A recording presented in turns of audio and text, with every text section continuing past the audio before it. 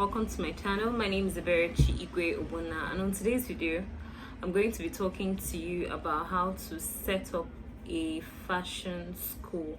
So different people have reached out to me in recent times telling me they want to set up their fashion schools, the requirements, what they're expected to do and all that, and these are some of the responses I gave to them. I hope that if you're about setting up your own fashion school, these responses are going to be very useful to you. So first of all, I would always tell you to start where you are. Let's assume you find yourself in a one-bedroom apartment, let me say a shop or thereabout. This is not a time for you to go start taking loans and all that. It's not a time for you to start looking for a rich boyfriend from Malaysia or from whatever part of the world it is.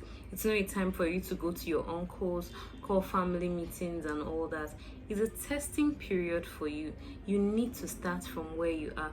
So now what gives me the grounds to actually really talk to you about this matter? Like around 2013, 2014, because I graduated in 2014. So I was already doing the whole fashion school thing on a low key before 2014. So I launched out more like fully in 2015 after my induction. So in 2013, between 2013 and 2014, while I was still in the University of Ebonyi State University studying medical laboratory science, I started fashion school on a low key. So this is what I will do normally, and which is what I would recommend to anyone starting out immediately. I had no money, I didn't have so much support from my parents or friends. I didn't have any rich boyfriend who was going to sponsor my dreams and all that. What I had was a clear vision. I didn't just want to go into production. I didn't just want to produce clothes for people. I wanted to teach people fashion.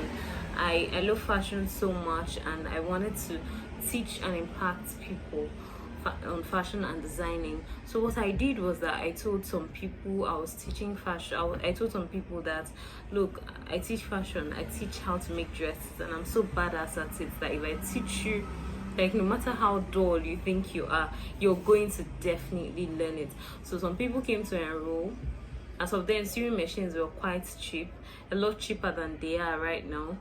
So what I did was that when people make payments, I don't buy human hair, I don't buy shoes. I used to buy shoes a whole lot, but once I had that vision, I decided I had to cut some things short. So I didn't buy shoes as much as I used to. In fact, I stopped buying at the time.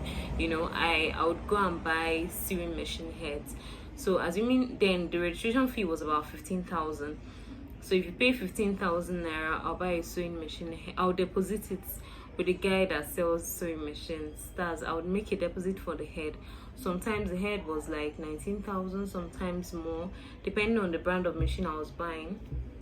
I was really interested in an assorted array of sewing machines, especially zigzag machines, those funny looking machines. Those were the ones I really liked. So I paid higher for them. But the long and short of it was that I didn't just waste the money each person paid. I didn't spend it on my personal stuff. Sometimes I'll just take away my tithes, which is 10% of your money, take away my tithes and spend the rest back on the business. Then to buy the sewing machine legs weren't too expensive. They were around 4,000, 5,000 for the fairly used, and sometimes I'll go to Aba to get them at that cheap rates. It still wasn't too expensive traveling. I was not married, I didn't have a kid, so I didn't have so much setbacks about making trips and all that. And how would I get the money? I was getting the money from my production unit, which is part of the reason why I would advise you not to immediately shut down your production unit just because you decided that you want to have a fashion school. Do not shut down your production unit. Now, this is a time for you to test the waters. This is a time for you to see what works and what works and what does not work. It's a time for you to test your pricing. It's a time for you to test the system and see if this is sustainable for you. Definitely in some places fashion schools are not sustainable. In certain places, some In some places, it's more of production that is sustainable. It's time for you to test the waters. So, as people, don't just go and spend money buying machines and packing everywhere, and then by the end of the day, you're stranded. You're having a shop full of sewing machines, and they are empty, and there are no students in them. I mean, it's so discouraging, you know. So you also have to develop a training plan. You can do for me, I do 10 a.m. to 2 p.m. It really works for me. Pregnant women, married women, students, you know, they can actually just make out time, you know, do their home makeup and everything, and still show up by 10 a.m. and, you know, just train them for like 4 hours. By then, they must have reached the point of recess. Then we stop training. So once it's 2 p.m., we'll stop attending to students. You can stay back and practice till the production unit closes for the day, maybe by 5 or 6 p.m., depending on the intensity of work we have for the period. But once it's 2, oh no, it's time for production. You understand? Like, you don't have to give your students the entire time, and it doesn't mean that you don't prioritize them. It simply means that you have different segments of your business, and you have to also prioritize the segments of your business. Another thing too is that one other reason why you don't have to kill your production units is that people want to see what you are doing. Shebi, you want to teach me, Abby? You want to teach my daughter? What have you done? I want to see what you're doing. Trends are coming up, so you have to keep up with trends. You have to keep producing wonderful things and all that. So people want to see what you're doing. They want to see that you're not just there to train. They want to see that you also have a brand of your own. You're teaching people how to build their brands, but you don't have a brand, Abby. It's definitely going to affect you negatively. Then another thing too is that you have to create a training guide. Now, I'm not yet talking about the parts where you do the whole marketing thing and bring in a lot of students to your academy and all that. You're going to have to create a training guide, like a course outline. Ours will have a course outline for beginners, we'll have a course outline for intermediate, we'll have a course outline for advanced course. You don't have to leave these things to chance. You don't have to leave it to a situation whereby your students will now come and start telling you, madam, if you say you don't have anything to teach us in beginners, beginners are supposed to learn how to make trousers and jumpsuits. Who told you? Like, they're going to really take advantage of you if you leave these things to them. You don't have to leave these things to your students. You don't have to leave these things to chance. You really have to set out a curriculum, course outline for your training, for your trainings. Of course, before even admitting students, you have to screen them. You need to have a screening form that's going to screen out people that have certain attitudes and people that would give you problems in the future. Because definitely, if you segment your payment, like if you accept payments in installments, you wouldn't want a situation whereby when it's time to make payments, the student starts telling you, the student starts fighting you. There are people like that, believe me. There are people that come into a system to instigate other students. There are people that they don't have the well-being of the academy at heart. Sometimes the screening form might not really get all that out, but then you're screening. There are some things that the screening form forestalls. Someone's it's time to make payments. Someone starts raising an attitude. You tell the person, man, you saw this thing on the screening form, you filled it, and that's like a way of saying, shut up, baby, do what you see. So okay, so now the next thing we're going to also talk about, besides the screening form, having your registration form, you're also going to have your guidelines. You're going to have your guideline for your students. Your students are meant to see the guidelines before you give them the screening form, or either way, you can just, do it either way.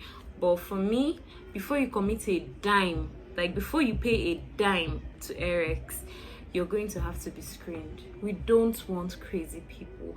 We don't want people that give us problems. We don't want people that come to cause fights. You don't want a situation whereby you're going to start having issues and unnecessary issues because you don't have a system. So you just walk towards this kind of things. So if you need a template on your beginner's course outline, intermediate, advanced course outline, registration form, screening form, guideline for regular students, guideline for apprentices, contracts and all that, I have all of them in editable formats. You can get them at 3,500 naira for the early bird orders. then 5,000 naira after this month. So just click on the link in the description box and you can actually get them from the link. So another thing too is that you need to create different packages for yourself. Okay, let's look at it this way. I have at EREX Academy of Fashion, we have the apprenticeship program, and then we'll have the regular students program. So you see our apprentices coming as early as 8:30, 8:45, sometimes earlier than that, but our standard time is actually 9 a.m. so that by 9 a.m. they actually start work officially an hour before the regular students even come to class, and they have to stay till evening depending on the time we close our production units and all that. But the time is not what is of essence here. The time is that some students are staying way longer, others are just having 10 a.m. to 2 p.m. Others are staying from 9 a.m. to 4 p.m., 5 p.m., even 6 p.m. Why? Now, the apprenticeship program is a low-priced course. You don't have money to register for a typical fashion school. They actually learn everything our regular students learn, but then it's they learn everything our regular students learn, but they have to work. It's like a work and study program. You work while you train, so you pay far less. You pay like less than 1/3 of what they pay. So it's a far less expensive course, but you get to learn everything. So the rules and regulations are totally different, because you wouldn't want your apprentices to come and start rubbing shoulders with you. Oh, you did this for this student, you didn't do this for me. You have to tell them that, look, these programs are different. Now you also have to differentiate. You have to make the differences clear, before the whole program thing starts. Then of course you have to section your class days. If you're starting in a 1-bedroom apartment, you have to section maybe Mondays and Fridays advanced classes, Tuesdays, and just fix specific days for specific classes. Then another thing too is that you train and retrain yourself and members of your team on your standard operating procedures. You have to make sure that you understand how your trainings are to hold. Then speaking of training and retraining instructors and the rest of them, speaking of the training and the rest of them, in my next video I'm going to be talking to you about how to set up a great team even if you're very new to a particular area. This video is already long enough and I'm going to have to stop it here. Please just click in the comment section to let me know the points you loved the most about this particular video. Let me know the kind of videos you'd like me to make subsequently, and I would respond to your questions in the comment section. Please do not send me a DM except you want to place an order for any of our programs. Just all your questions will be responded to in the comment section, I promise. Don't forget to like this video, share and subscribe. See you in the next training video. Ciao.